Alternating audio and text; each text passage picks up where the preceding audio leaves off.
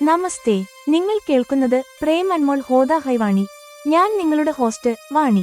കഴിഞ്ഞ എപ്പിസോഡിൽ എന്റെ പറയാത്ത പ്രണയത്തെ വിക്രമാദിത്യ മഹാരാജാവിന്റെ സിംഹാസനത്തിൽ നീതിക്കായി എത്തിച്ചിരുന്നു. ഇന്ന് സ്വപ്നിലിന്റെയും എന്റെയും പ്രണയത്തിൽ വന്ന അന്തിമവിധി, എന്റെ വിചാരത്തെ വർദ്ധിപ്പിച്ച ആ അമര പ്രണയകഥ, ഇന്ത്യയിലേക്ക് മടങ്ങിയ ഉടൻ എന്റെ പപ്പിയും അൽക്കമാമും തമ്മിലുള്ള അജ്ഞാതമായ കഥയുടെ ആദ്യ ഭാഗം എന്നിവ നിങ്ങൾ കേൾക്കും. സ്വപ്നത്തിലെ അന്തിമ നീതി രാജാവിന്റെ നിഗമനം, ഞാൻ വിവാഹിതയാകാതെ ഇരിക്കാനുള്ള ആഗ്രഹമാണ് സ്വപ്നിൽ തന്റെ മൗനത്തിന് കാരണമായി പറഞ്ഞത്. ഇതിന് വിക്രമാദിത്യ മഹാരാജാവ് പ്രഖ്യാപിച്ചു, നിങ്ങൾ രണ്ടുപേരും പരസ്പരം നിസ്വാർത്ഥമായി സ്നേഹിക്കുന്നു. പരസ്പരം വിവാഹം കഴിക്കുന്നതിലൂടെയാണ് ഈ പ്രണയം പൂർണ്ണമാകുന്നത്. വിഷാദത്തിന് കാരണം, എന്റെ കണ്ണു തുറന്നു. ഇതൊരു സ്വപ്നമാണോ അതോ വിചിത്രമായ ഭാവനയാണോ എന്നെനിക്ക് മനസ്സിലായില്ല. പക്ഷേ രാജാവ് പറഞ്ഞ പരിഹാരം രാശിയിൽ ആഗ്രഹിച്ചതുപോലെ തന്നെയായിരുന്നു. ഇപ്പോൾ എന്റെ വിഷാദത്തിന് കാരണം സ്വപ്നിലിന്റെ ഓർമ്മ മാത്രമാണ്. ഹംസങ്ങളുടെ അമര പ്രണയം. വിമാനത്തിൽ ഞാൻ ഹംസങ്ങളുടെ അമര പ്രണയകഥ വായിച്ചു. ഹെൻസൽ മരിച്ച് ഒരാഴ്ചയ്ക്കുള്ളിൽ ഗ്രെറ്റലും ലോകത്തോട് വിട പറഞ്ഞു. ഇത് വായിച്ചപ്പോൾ എന്റെ വിഷാദം വർദ്ധിച്ചു. യഥാർത്ഥ പ്രണയം ഇങ്ങനെയാണെന്ന് എനിക്ക് തോന്നി. യക്ഷപ്രശ്നം എന്റെ വിധിയിൽ സ്വപ്നിലുമായി ചേരാൻ എഴുതിയിട്ടുണ്ടെന്ന് എനിക്ക് തോന്നി. പക്ഷേ ഇപ്പോഴും യക്ഷപ്രശ്നം ഇതായിരുന്നു, ഞാൻ സ്വപ്നിലിനെ വിവാഹം കഴിച്ച് പപ്പിയെ തനിച്ചാക്കി എങ്ങനെ അമേരിക്കയിലേക്ക് പോകും? ഇന്ത്യയിലേക്കുള്ള മടക്കവും വീടിന്റെ രഹസ്യവും. അൽക്കമാമിന്റെ നിർദ്ദേശം. എയർപോർട്ടിൽ വെച്ച് അൽക്കമാമിന്റെ കോൾ വന്നു. അവർ എന്നെയും പപ്പിയെയും ഉച്ചഭക്ഷണത്തിന് വീട്ടിലേക്ക് ക്ഷണിച്ചു. പപ്പ എന്തിനാണ് മാമിന്റെ വീട്ടിൽ ഉച്ചഭക്ഷണത്തിന് പോകുന്നത്?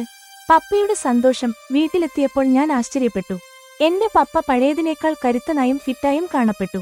വിവാഹരാഗം. അൽക്കമാം പപ്പയുടെ മുന്നിൽ വെച്ച് എന്നെ വിവാഹത്തിന് നിർബന്ധിച്ചു. പപ്പയും അത് ശരിവെച്ചു. പക്ഷേ എന്റെ മനസ്സിൽ ഒരു കാര്യം തടഞ്ഞു. പപ്പ എന്തിനാണ് മാമിനെ അൽക്ക ബെഹൻജി, അൽക്ക സഹോദരി എന്ന് വിളിക്കുന്നത്? പപ്പയുടെ മനസ്സിൽ മാമിനോട് സഹോദര തുല്യമായ സ്നേഹമാണെന്ന് ഇതിലൂടെ വ്യക്തമായി. രാത്രിയിലെ വെളിപ്പെടുത്തൽ. രാത്രി ഉറക്കം വരാത്തപ്പോൾ ഞാൻ പപ്പയുടെ മുറിയിൽ പോയി. പപ്പ എന്റെ ആകാംക്ഷ മനസ്സിലാക്കി പറഞ്ഞു, അൽക്ക വളരെ പരോപകാരിയായ സ്ത്രീയാണ്. നീ അമേരിക്കയിലേക്ക് പോയ അന്നു മുതൽ അവർ എന്നെ തന്റെ അനുജനെപ്പോലെ, ജ്യേഷ്ഠനെപ്പോലെ നോക്കി. പപ്പയുടെ പരിചരണം. അമേരിക്കയിലായിരുന്ന സമയത്ത് ഒരു തവണ പോലും തനിക്ക് ഭക്ഷണം സ്വയം പാകം ചെയ്യേണ്ടി വന്നില്ലെന്ന് പപ്പ പറഞ്ഞു. അടുത്ത എപ്പിസോഡിനായുള്ള ആകാംക്ഷ. അൽക്കമാം പപ്പ വീട്ടിൽ നിന്ന് പോയ ഉടനെ എന്തിനാണ് കോൾ ചെയ്തത്? അവർ പപ്പയ്ക്ക് വേണ്ട ഭക്ഷണവും പരിചരണവും എങ്ങനെ ഒരുക്കി? പപ്പയും അൽക്കമാമും തമ്മിലുള്ള ഈ പുതിയ ബന്ധത്തിന്റെ രഹസ്യം എന്താണ്? അറിയാൻ തുടർന്നും കേൾക്കുക പ്രേം അൻമോൾ ഹോദ ഹൈവാണി യിൽ. നിങ്ങൾ കേൾക്കും. എപ്പിസോഡ് 59. വിക്രമാദിത്യന്റെ നീതി.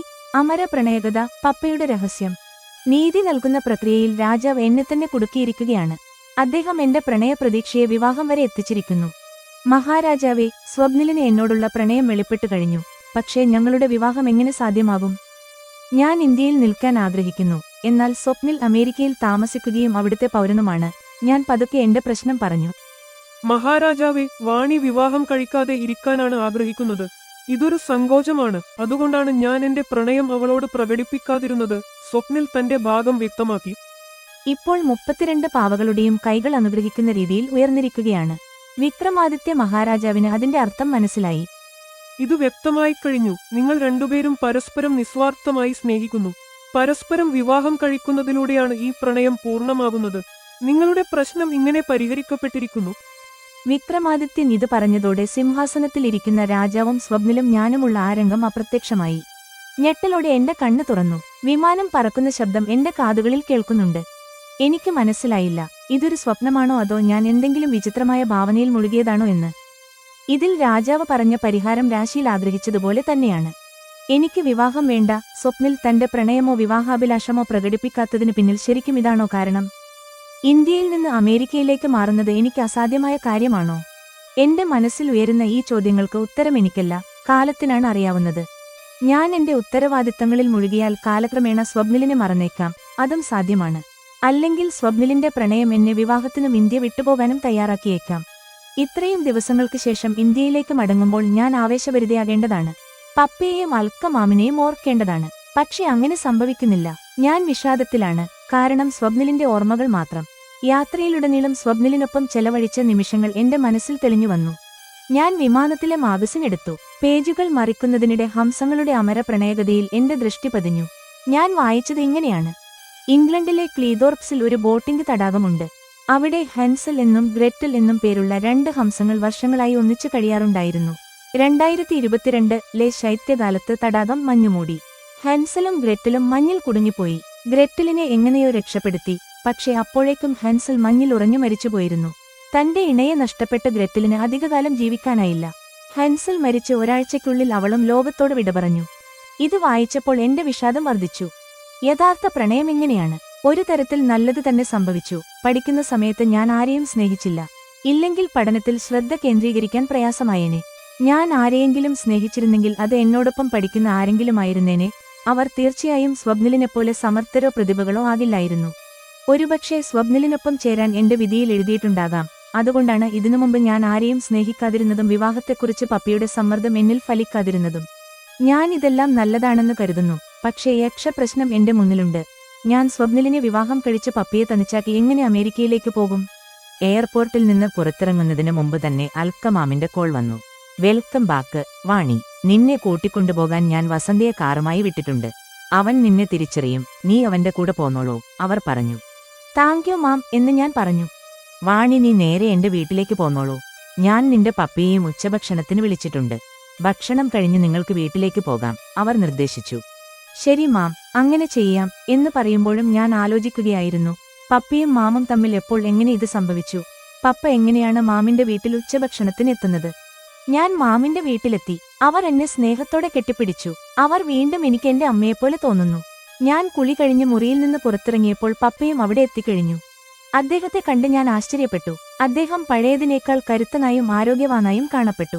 വാ പപ്പ, നിങ്ങൾ വളരെ സ്മാർട്ടായി ഇരിക്കുന്നു. ഞാൻ അമേരിക്കയിലായിരുന്നപ്പോൾ നിങ്ങൾ തനിച്ചായിരുന്നു. തനിച്ചായതുകൊണ്ട് ബുദ്ധിമുട്ടൊന്നും ഉണ്ടായില്ലല്ലോ. ഈ ദിവസങ്ങളിൽ എനിക്ക് ഏറ്റവും വലിയ ആശങ്ക ഇതായിരുന്നു. ഞാൻ അദ്ദേഹത്തിന്റെ പാദം തൊട്ട് വന്ദിച്ചുകൊണ്ട് പറഞ്ഞു. പപ്പ സ്നേഹത്തോടെ എന്റെ തോളിൽ തട്ടി. വാണി, അമേരിക്കയിൽ പോയ എന്റെ മകൾ തിരികെ വന്നപ്പോൾ കൂടുതൽ സുന്ദരിയും സ്നേഹമേയുമായെന്ന് എനിക്കും തോന്നുന്നു. പപ്പ അത്ഭുതത്തോടെ എന്നെ നോക്കുകയാണ്. അൽക്കമാം ഞങ്ങളുടെ സംഗമം കാണുകയാണ്. അവർ ഇങ്ങനെ ഒരു അവസരം എങ്ങനെ പാഴാക്കും? നീരജ് ജി, അതുകൊണ്ടാണ് ഞാൻ വാണിയോട് പറയുന്നത്, വാണി നീ വിവാഹം കഴിക്കൂ. അത് നീയും പപ്പയും കൂടുതൽ സന്തോഷമായിരിക്കാൻ സഹായിക്കും. പക്ഷേ ഇവൾ ഇത് കേൾക്കില്ല, മാം ചിരിച്ചുകൊണ്ട് പറഞ്ഞു. അൽക്ക ബെഹൻജി, നിങ്ങളെങ്കിലും ഇവളോട് പറയൂ. എന്റെ എല്ലാ കാര്യങ്ങളും ഇവൾ കേൾക്കാറുണ്ട്, പക്ഷേ വിവാഹത്തിന്റെ കാര്യം മാത്രം കേൾക്കില്ല. ഇവൾ വിവാഹം കഴിച്ചാൽ എന്റെ ഉത്തരവാദിത്തം തീർന്നു. പപ്പയും മാമിനൊപ്പം ചേർന്നു. പപ്പ മാമിനെ ബെഹൻജി എന്ന് വിളിക്കുന്നത് എന്റെ ശ്രദ്ധയിൽപ്പെട്ടു. അതായത് അൽക്കമാം തന്നെ മറ്റൊരു രീതിയിലാണ് കാണുന്നതെന്ന് അദ്ദേഹത്തിനറിയില്ല. അൽക്കമാമും പപ്പിയും രാശിയിലും എന്നെ വിവാഹത്തിന് നിർബന്ധിക്കുന്നത് എനിക്കിഷ്ടപ്പെടുന്നുണ്ട്. എങ്കിലും താൽപ്പര്യമില്ലാത്തതുപോലെ നടിക്കാനാണ് ഞാൻ ആഗ്രഹിക്കുന്നത്. സ്വപ്നിലിന്റെയും എന്റെയും വിവാഹകാര്യത്തിൽ പപ്പിയെ തനിച്ചാക്കാത്ത ഒരു വഴി എനിക്ക് തോന്നുന്നില്ല. ഞാൻ ആലോചനയിൽ മുഴുകിയിരിക്കുന്നത് കണ്ട് പപ്പ ചോദിച്ചു. വാണി, നീ എന്താണ് മിണ്ടാത്തത്? എന്തെങ്കിലും പറയൂ. പപ്പ, എനിക്ക് ഉറക്കം വരുന്നു. ആഹാരം കഴിച്ചുറങ്ങണം, ഞാൻ പതുക്കെ പറഞ്ഞു. നിനക്ക് ജെറ്റ് ലാഗുണ്ട്. ശരി, നീ ആഹാരം കഴിച്ച് കുറച്ചുനേരം ഉറങ്ങിക്കോളൂ എന്ന് പറഞ്ഞു മാം എഴുന്നേറ്റു. വരൂ നീരജ് ജി, നമുക്ക് ഭക്ഷണം കഴിക്കാം എന്ന് പറഞ്ഞ് അവർ നടന്നു. പപ്പയും ഞാനും അവർക്ക് പിന്നാലെ പോയി. ഭക്ഷണം കഴിക്കുമ്പോൾ പപ്പയും അൽക്കമാമും സംസാരിച്ചുകൊണ്ടേയിരുന്നു. ഞാൻ വിദേശത്തായിരുന്നപ്പോൾ അവർ ഇതിനു മുമ്പും പലതവണ കണ്ടിട്ടുണ്ടെന്ന് അവരുടെ സംസാരത്തിൽ നിന്ന് മനസ്സിലായി. സാധാരണ സംഭാഷണമായിരുന്നു അവരുടേത്. പപ്പ അൽക്കമാമിന്റെ ബിസിനസ്സിനെക്കുറിച്ചും മാം അദ്ദേഹത്തിന്റെ പുസ്തക ബിസിനസ്സിനെക്കുറിച്ചും ചോദിക്കുന്നുണ്ടായിരുന്നു. ഇരുവരും തമ്മിൽ ഇപ്പോൾ നല്ല പരിചയമായിരിക്കുന്നു. ഇത് കണ്ട് എനിക്ക് സന്തോഷം തോന്നി.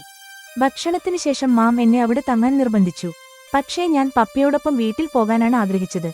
അൽക്കമാം തന്റെ കാറിൽ ഞങ്ങളെ വീട്ടിലാക്കി. പോകുന്ന വഴിയിലുടനീളം ഞാൻ ഉറക്കച്ചടവിലായിരുന്നു. ഇത് കണ്ട് പപ്പ ഒന്നും മിണ്ടിയില്ല. ഞങ്ങൾക്കിടയിൽ സംഭാഷണങ്ങളൊന്നും നടന്നില്ല. പകൽ ഉറങ്ങിയതിനാൽ രാത്രി എനിക്ക് ഉറക്കം വരുന്നില്ല. എന്റെ മനസ്സിൽ പല സംശയങ്ങളുമുണ്ട്. പപ്പ ഉണർന്നിരിക്കുകയാണോ എന്ന് നോക്കാൻ പതുക്കെ അദ്ദേഹത്തിന്റെ മുറിയിലേക്ക് പോയി. മുറി ഇരുട്ടിലാണെങ്കിലും എന്റെ കാൽപ്പെരുമാറ്റം പപ്പ കേട്ടെന്ന് തോന്നുന്നു. എന്താണ് വാണി? അദ്ദേഹം ചോദിച്ചു. ഒന്നുമില്ല പപ്പ, ഉറക്കം വരുന്നില്ല, അതുകൊണ്ട് നിങ്ങൾ ഉണർന്നിരിപ്പുണ്ടോ എന്ന് നോക്കാൻ വന്നതാണ്, ഞാൻ പറഞ്ഞു. ഇത് കേട്ട് പപ്പ ബെഡിൽ നിന്ന് എഴുന്നേറ്റു. അദ്ദേഹം ലൈറ്റ് ഇട്ട് മുറി പ്രകാശപൂരിതമാക്കി. വരൂ, ഇരിക്കൂ, നമുക്ക് കുറച്ചുനേരം സംസാരിക്കാം. പപ്പ എന്റെ ഉദ്ദേശം മനസ്സിലാക്കി. അദ്ദേഹം ബെഡിൽ ചാരിയിരുന്നു. ഞാനും അദ്ദേഹത്തോടൊപ്പം ഇരുന്നു. ഇന്ന് മാം നിങ്ങളെ എങ്ങനെയാണ് ഉച്ചഭക്ഷണത്തിന് വിളിച്ചത്? പപ്പ എന്തെങ്കിലും പറയുന്നതിനു മുമ്പ് തന്നെ എന്റെ ആകാംക്ഷ തീർക്കാൻ ഞാൻ ചോദിച്ചു. അൽക്ക വളരെ പരോപകാരിയാണ്. നീ അമേരിക്കയിലേക്ക് പോയ അന്നുമുതൽ അവർ എന്നെ തന്റെ സ്വന്തം അനുജനെപ്പോലെ, ജ്യേഷ്ഠനെപ്പോലെ നോക്കി, പപ്പ മാമിനെ പ്രശംസിച്ചുകൊണ്ട് പറഞ്ഞു. പപ്പ മാമിനെ വീണ്ടും വീണ്ടും ബെഹൻജി എന്ന് വിളിക്കുന്നത് പപ്പയുടെ മനസ്സിൽ സഹോദരതുല്യമായ സ്നേഹമാണെന്ന് വ്യക്തമാക്കി. അൽക്കമാം തന്റെ സ്നേഹം കേവലം വാത്സല്യത്തിന്റെ രൂപത്തിൽ മാത്രമാണ് പ്രകടിപ്പിച്ചതെന്ന് ഇതിലൂടെ മനസ്സിലാക്കാം. അതെ, അവർ പരോപകാരിയാണ്. എനിക്കിതിനെക്കുറിച്ച് വിശദമായി കേൾക്കണം. പപ്പ എന്റെ ആകാംക്ഷ മനസ്സിലാക്കി. നീ ഇവിടെ ഇല്ലാതിരുന്ന ദിവസങ്ങളിൽ ഒരു തവണ പോലും എനിക്ക് ഭക്ഷണം സ്വയം പാകം ചെയ്യേണ്ടി വന്നിട്ടില്ല.